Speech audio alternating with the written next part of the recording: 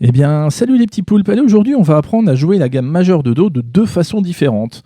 Une façon où il va y avoir un écartement de doigts un peu plus accentué au niveau de la main gauche, et une autre façon qui va faire travailler tous les doigts de la main. Allez, on commence sur la première partie, la première façon. Donc vous avez tout en bas la ligne, c'est la corde la plus grave, tout en haut c'est la corde la plus aiguë, les numéros c'est le numéro des cases sur les lignes. Ok, vous avez les notes là-haut, donc Do, Ré, Mi, Fa, Sol, La, Si, Do, et vous avez même les notes sur une portée.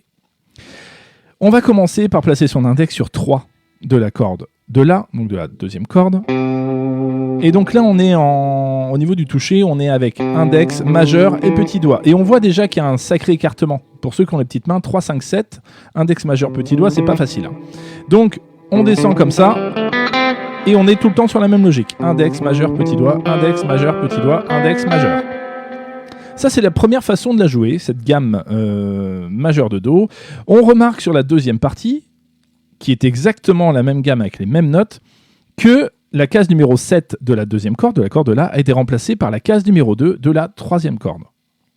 C'est normal, parce qu'en fait, c'est les mêmes notes. Voilà, quand vous descendez d'une corde, vous enlevez 5 cases. Petite astuce. Là, le toucher va être différent. On va partir avec le majeur sur la case numéro 3.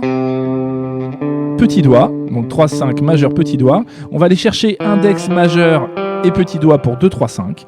Et pour 2, 4, 5, on va aller chercher index, annulaire, petit doigt.